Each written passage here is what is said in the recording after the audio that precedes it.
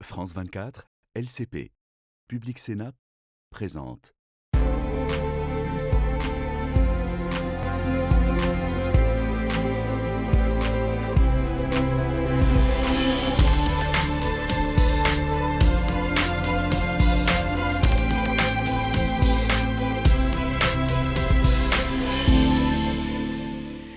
Bonjour à tous et merci de nous rejoindre pour Ici l'Europe. À l'issue du Conseil européen de fin mars, les Européens ont une fois encore affirmé leur engagement à investir plus dans leur défense et dans celle de l'Ukraine, des Européens qui entendent aussi réagir à la guerre commerciale entamée par Donald Trump. Autant de sujets qui intéressent de très près une institution en particulier, la Banque européenne d'investissement, créée en 1957, elle a produit l'an dernier 89 milliards de titres obligataires sur les marchés financiers pour des grands projets de transition énergétique et numérique, d'action en faveur du climat ou de politique de cohésion. Mais l'invasion de l'Ukraine par la Russie en février 2022 a changé la donne pour cette banque. Désormais, on lui demande d'investir massivement dans la défense. Et nous en parlons tout de suite avec Nadia Calviño. Bonjour. Vous êtes la présidente de la Banque européenne d'investissement, qu'on appelle aussi BEI. C'est son petit nom. Donc, vous êtes à la tête de cette institution financière en pleine expansion. Et vous étiez précédemment vice-première ministre du gouvernement de Pedro Sánchez, gouvernement socialiste. Vous avez siégé depuis 2018. Alors, parlons un peu défense précisément. Vous avez proposé le 21 mars un changement majeur. Auparavant, le chiffre d'affaires généré par un projet soutenu par la BEI devait être majoritairement dédié au secteur civil.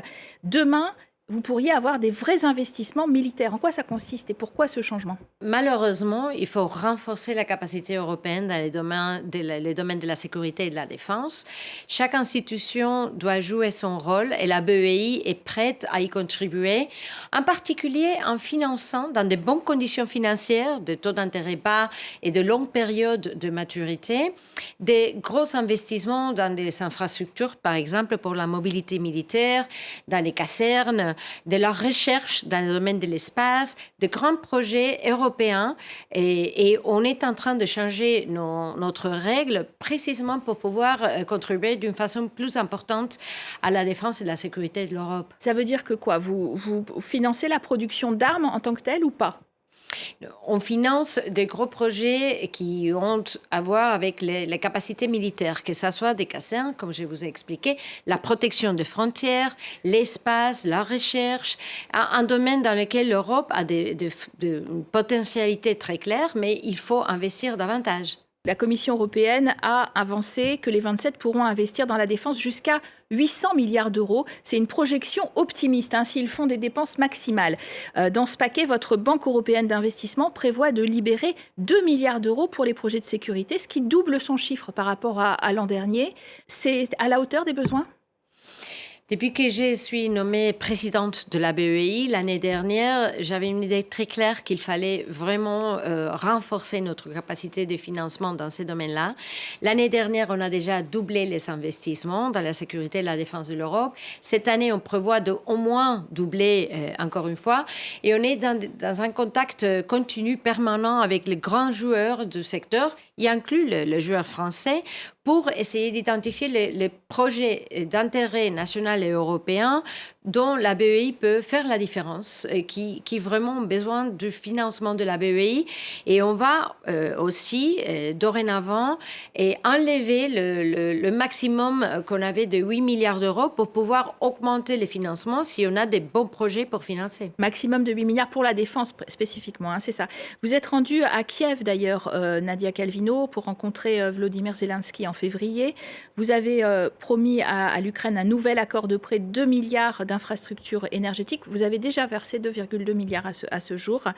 On est en train de reconstruire pendant la guerre ? Expliquez-nous.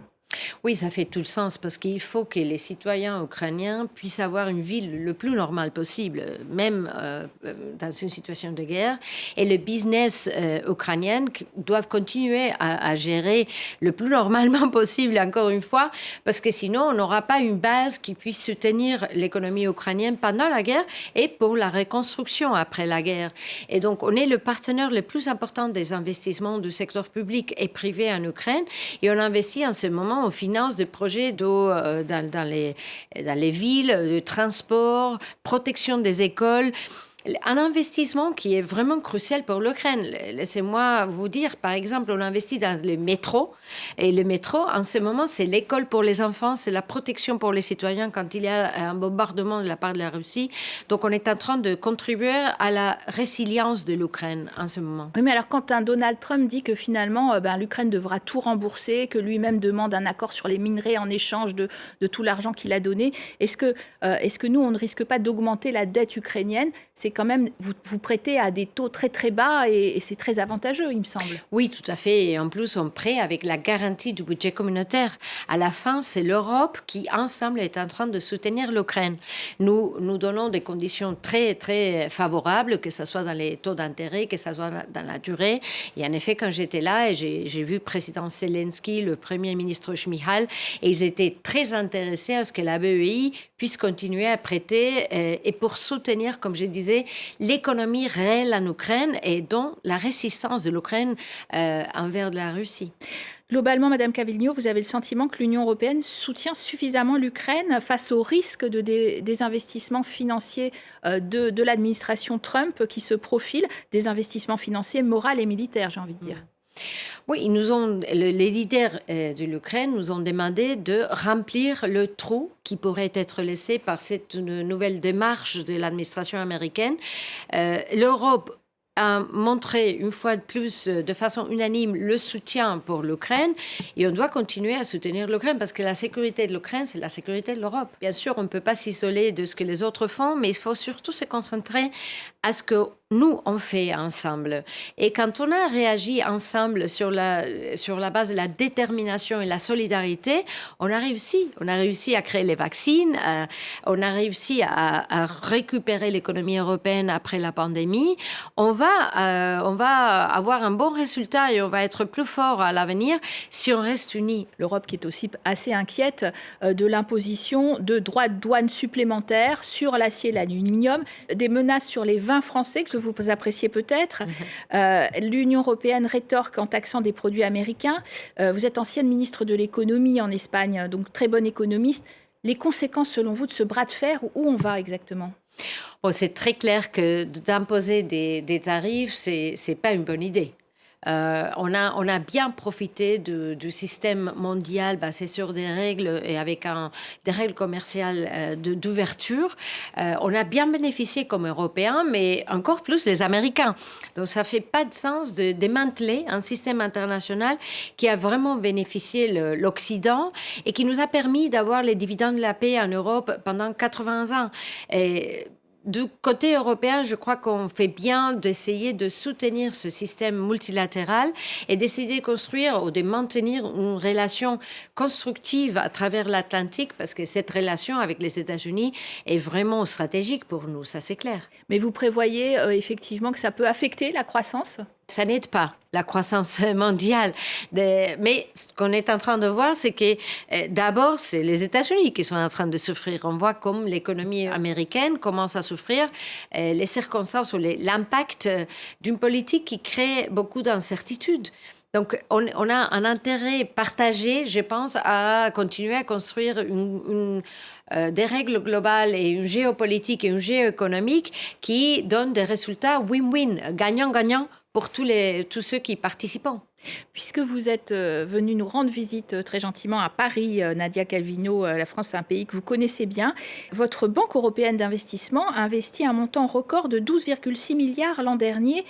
C'est le premier pays bénéficiaire des prêts de cette institution financière, devant d'ailleurs l'Espagne et l'Italie. Comment vous l'expliquez ? On a une relation vraiment excellente avec les entreprises françaises et aussi les administrations françaises. Je viens d'avoir une réunion très constructive avec le ministre de l'économie, Éric Lombard, et on a discuté quels sont les défis pour la France et pour l'Europe en ce moment et comment est-ce qu'on peut travailler ensemble pour assurer les financements dont on a besoin. Mais il s'agit des investissements stratégiques, par exemple la Gigafactory de batteries Vercors en Dunkerque. Et par exemple, le enrichissement d'uranium, on vient de signer un accord très important avec Orano, précisément pour réduire la dépendance de la France et donc de l'Europe, de la Russie, en ce qui concerne l'enrichissement d'uranium. Alors, vous parlez de cet fameux accord Orano, c'est ex-Areva, un leader du nucléaire détenu par l'État français, un prêt de 400 millions d'euros pour l'extension de son usine d'enrichissement de Tricastin. Cette décision signe le retour de votre banque dans le financement d'activités en lien avec le nucléaire, parce que est-ce que ce n'est pas en contradiction avec votre autre objectif de lutte pour les énergies renouvelables ? Mais la Banque européenne d'investissement investit dans toutes les technologies qui sont clés pour la transition verte, pour s'assurer que l'Europe va réussir à avoir une transition verte qui, en plus, renforce la compétitivité de l'industrie européenne.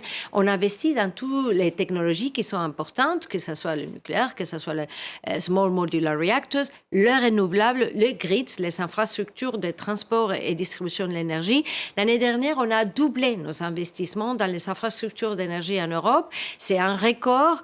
Et je pense qu'on va continuer dans le même sens, de renforcer la résilience et l'autonomie stratégique de l'Europe, parce qu'on a découvert, malheureusement, ces dernières années, on ne peut pas continuer à dépendre des fournisseurs des énergies fossiles qui, en plus, sont très mauvaises pour l'environnement.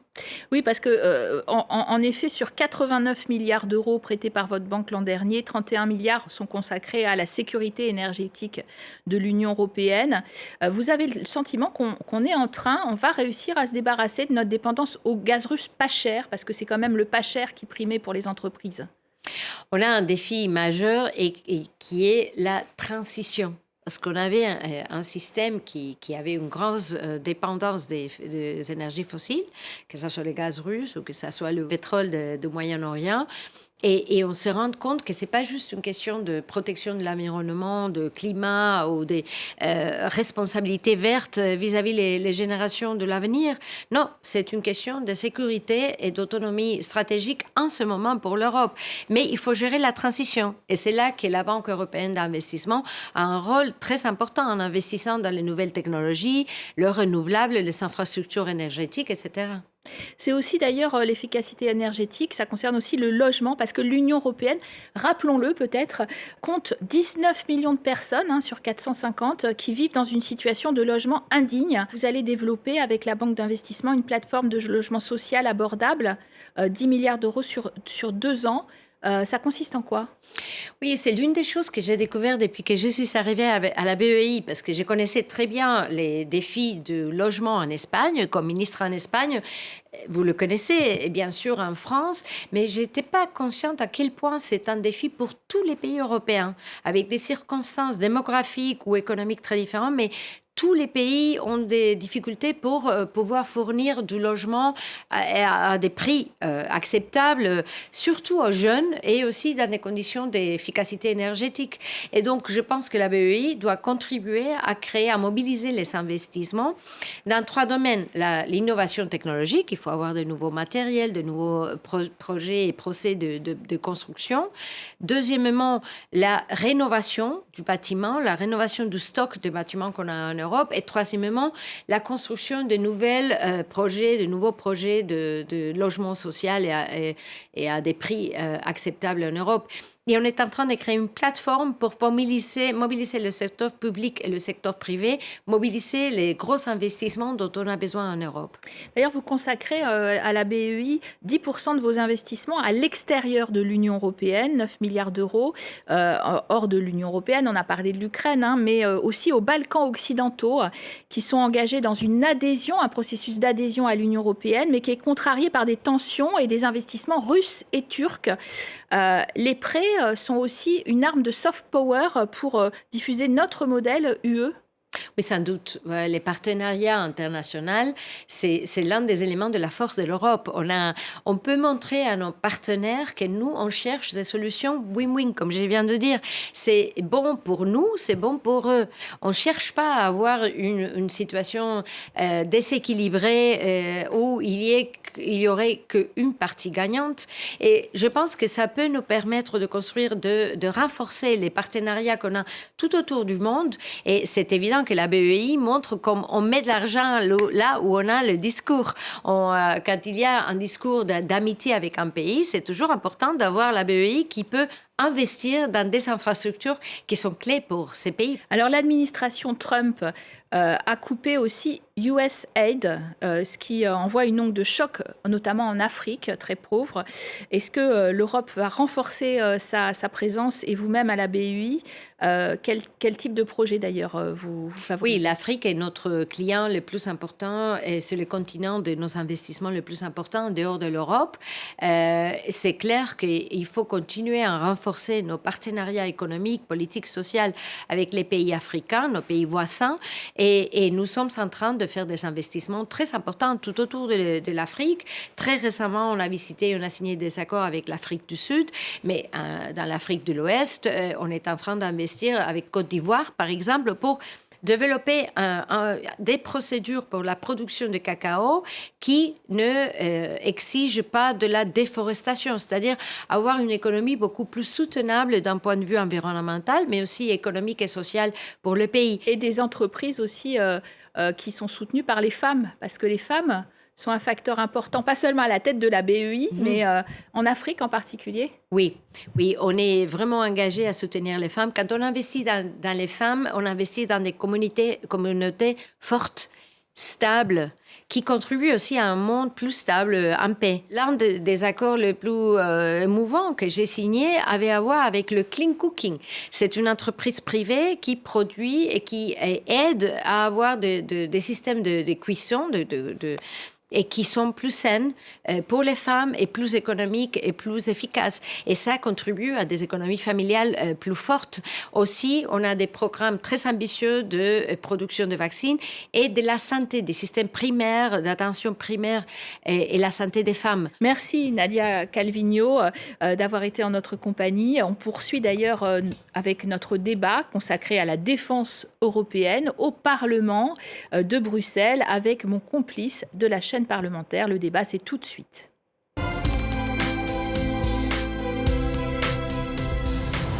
Bienvenue à Bruxelles, au Parlement européen, en cette période cruciale pour la sécurité de l'Europe et de l'Ukraine. Alors, pour renforcer la sécurité et la défense européenne en tant que telle, la Commission a mis sur la table un livre blanc ambitieux examiné par les 27 États membres réunis en sommet.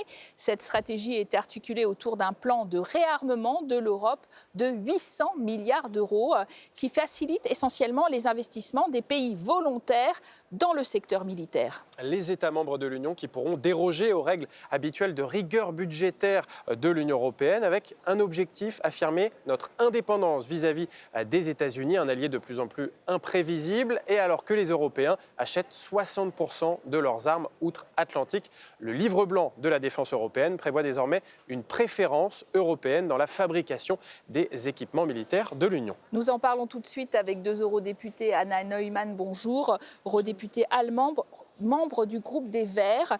Et aujourd'hui, face à vous, Bernard Guetta, eurodéputé français du groupe Renew au centre de l'hémicycle au Parlement européen.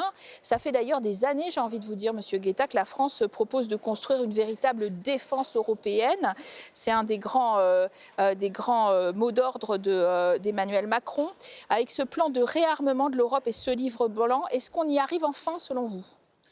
Moi, je crois que nous vivons une révolution absolue, non seulement dans l'Union européenne, mais sur le continent européen et en vérité dans le monde. Parce que ce qui se passe aujourd'hui, c'est que l'Union européenne est en train, pour la première fois de son histoire, de s'affirmer en acteur politique de la scène internationale. Pourquoi ? Parce que dès lors que l'on se dote d'une défense, dès lors que l'on dit très clairement, de plus en plus clairement, jour après jour, et c'est littéralement jour après jour, qu'on veut se désengager de l'emprise américaine, du contrôle en vérité américain, dès lors qu'on affirme la nécessité de développer des entreprises d'armement pan-européenne, eh bien on passe à une toute autre dimension. Véritablement, j'insiste là-dessus, parce que je le crois profondément, nous vivons une révolution. Vraiment une révolution. Révolution, notamment en Allemagne, Anna Neumann, où le futur chancelier Friedrich Merz veut en finir avec les règles de rigueur budgétaire et a annoncé un vaste plan d'investissement de plusieurs centaines de milliards d'euros pour augmenter les dépenses militaires de son pays. Ce plan, il l'a fait adopter par le Bundestag et il l'a baptisé son bazooka d'investissement. On va l'écouter. La décision que nous prenons aujourd'hui sur l'avenir de la défense de notre pays est un premier grand pas vers une nouvelle communauté européenne de défense. Une communauté de défense qui inclut également des pays qui ne sont pas membres de l'Union européenne, mais qui sont très intéressés par la construction de cette défense avec nous, comme la Grande-Bretagne et la Norvège. Anna Neumann, est-ce que c'est une véritable révolution copernicienne en Allemagne, un pays qui a été abrité depuis longtemps sous le parapluie nucléaire américain et qui a peut-être moins investi dans cette défense européenne? C'est vraiment bien une révolution en Allemagne de se tenir compte qu'il faut investir plus dans la défense et de faire ça avec des emprunts. Il y a vraiment une volonté de faire plus, mais maintenant, il faut bien regarder comment faire ça. Parce que si on a tous les pays dans l'Union européenne qui font plus, il ne faut pas qu'on se fait la compétition parce que ça va seulement augmenter les prix et augmenter les profits de l'industrie armement, mais pas la sécurité des Européens. Alors ce qu'il faut maintenant, en plus que les décisions en Allemagne, c'est la décision européenne de faire des achats communs. Alors Bruxelles a d'ailleurs avancé ce chiffre de 800 milliards d'euros Rearm Europe pour réarmer l'Europe, mais finalement ça va dépendre, on le comprend, du bon vouloir des États membres qui d'ailleurs vont essayer de trouver cet argent où ils peuvent pour augmenter leurs dépenses militaires. C'est vraiment de l'argent réel ou c'est de l'argent théorique? Alors écoutez, ça va dépendre des États membres pour 650 milliards, c'est-à-dire la majeure partie. Mais il y a une enveloppe de 150 milliards. Pardonnez-moi, 150 milliards, ce n'est quand même pas rien. Ce n'est pas suffisant, mais ce n'est pas rien. Et cette enveloppe de 150 milliards qui va être empruntée par l'Union européenne et reprêtée aux États membres qui le souhaiteront avec un taux d'intérêt extrêmement bas, eh bien, cet argent devra être dépensé, pour répondre aux souhaits de ma collègue Anna Neumann, devra être dépensé collectivement par plusieurs États. Pas forcément par 27 États, mais il faudra qu'il s'agisse d'achats groupés et d'achats faits dans l'Union européenne auprès d'industries d'armement pan-européennes. C'est-à-dire que l'on voit là s'amorcer. Alors, c'est pas du jour au lendemain pour tout, évidemment, mais on voit là s'amorcer deux principes européens totalement nouveaux, qui est le Buy European, c'est-à-dire l'obligation d'acheter préférentiellement européen et d'acheter collectivement. On commençait à parler de ces chiffres, mais il reste quand même les 650 milliards au bon vouloir des États, etc. Est-ce que votre gouvernement, le futur gouvernement Merz, sera d'accord sur un grand emprunt que préconise la France, un grand emprunt en commun qui serait similaire à celui qu'on a mis en œuvre pour le Covid? Il y a des réticences du côté des Pays-Bas et de l'Autriche, mais j'entends dire que du côté de l'Allemagne, moins. Il faut voir, je ne peux pas vous dire, je ne fais pas partie de son groupe. Mais il faut aussi dire réellement, les 150 milliards, ce n'est pas de nouveaux agents, ce n'est pas des eurobonds. C'est une offre de la Commission aux États membres qu'il faut payer beaucoup pour des emprunts, pour que ça serait moins. Mais ce n'est pas de leur donner de l'argent pour acheter les trucs en défense, il faut bien repayer. Bien sûr, Anna, mais d'un autre côté, si la Commission emprunte pour reprêter aux États membres, oui, c'est quand même un emprunt collectif. C'est un emprunt collectif de l'ensemble de l'Union. Mais ça n'aide pas tous les États membres. Et quand même, c'est une main tendue et il faut que les autres acceptent.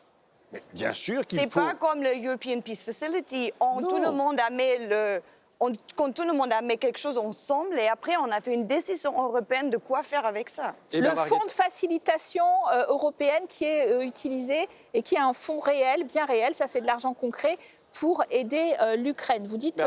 on aurait pu faire comme ça aussi, mais on n'a pas choisi de le faire de cette méthode-là. Et ça serait vraiment européen. Mais écoutez, n'oublions pas une chose. la Révolution française, par exemple, ne s'est pas faite en un jour. Mais si tu veux une révolution, il faut bien commencer avec quelque chose un peu plus grand. On commence par dire deux choses qui sont absolument fondamentales. C'est que, premièrement, il faut une défense commune. Or, je te rappelle, Anna, qu'il y a encore 2 ans, 1 an et demi, quand on disait défense commune, beaucoup d'États membres disaient oh non, non, jamais. Or, aujourd'hui, il y a l'unanimité, y compris de la Hongrie, autour de la défense commune. Du livre blanc, en tout cas. Et deuxièmement, il y a cette idée du buy European, c'est-à-dire d'acheter européen préférentiellement. Eh bien, écoutez, vraiment, c'est des grands changements. Eh bien justement, on va en parler puisque la Commission européenne, dans son livre blanc, prévoit cette préférence européenne. Alors qu'est-ce que ça veut dire ? Ça veut dire concrètement que les armes simples que nous allons acheter devront être de composantes européennes à 65%, et les armes stratégiques, les équipements stratégiques comme les drones ou tout ce qui relève de l'intelligence artificielle devraient être à 100% de composantes européennes. Finalement, quand on regarde ce qu'a fait l'Allemagne ces dernières années avec beaucoup d'achats américains, est-ce que ce n'était pas une erreur stratégique de la part de votre pays, Anna Neumann ? Je crois que c'est une très bonne décision de maintenant faire un agrément sur les 65 et les 100%. Les 100% pour des lacunes capacitaires qu'on a sans les États-Unis. C'est le cyber, c'est les drones, c'est la mobilité militaire, c'est la défense aérienne. Et là, il nous faut vraiment travailler ensemble dans l'Union européenne pour trouver des solutions. Et je crois il faut voir si on va vraiment arriver avec les 100%, parce qu'il y a quelques composants que nous, aujourd'hui, on ne peut pas faire ensemble. Alors peut-être que ça serait un peu plus réalistique de commencer avec 90% et dire en 5 ans, on va arriver à 100%. Oui, parce qu'il faut expliquer quand même, vous étiez en train de le suggérer, mais que acheter des armes américaines parce qu'elles sont sur les étagères, comme beaucoup l'ont fait, puis alors l'Allemagne a acheté par exemple, a préféré notamment acheter des avions de chasse F-35 aux Rafales français. Ça pose un problème, c'est que les Américains peuvent les arrêter, les actionner et les stopper depuis Washington. Mais vous savez, c'est pas seulement les Américains. Si on achetait des armes martiennes ou lunaires ou je ne sais quoi, c'est l'État qui les vend, contrôle l'usage que vous faites de ces armes.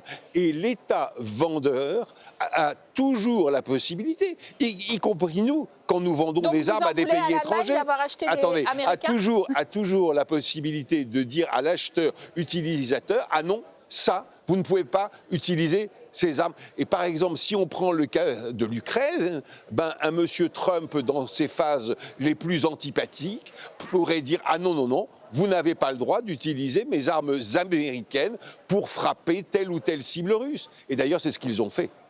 Et d'ailleurs, les deux armées européennes les plus puissantes après la France, c'est-à-dire l'Allemagne et la Pologne, ont beaucoup investi dans ces équipements américains. Oui, et c'est une erreur.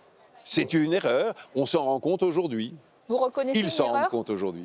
Bernard Guetta a raison.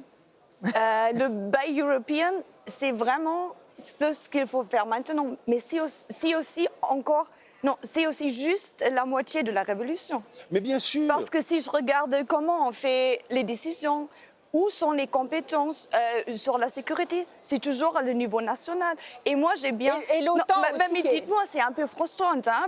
Tout le monde vient au Parlement européen. Macron, Tusk, Scholz. Maintenant, on a entendu Mars dire qu'il faut une vraie union de défense européenne.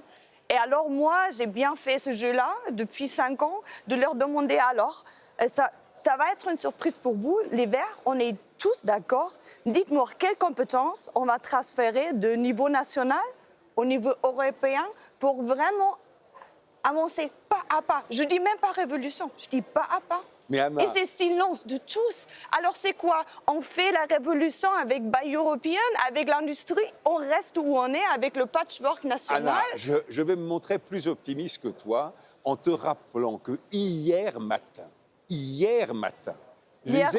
États membres se disputaient encore sur la formulation de Buy European et qu'il a fallu véritablement une journée celle d'hier pour arriver à l'unanimité sur cette évidence que nous défendons, toi et moi, depuis de nombreuses années. Mais c'est comme ça.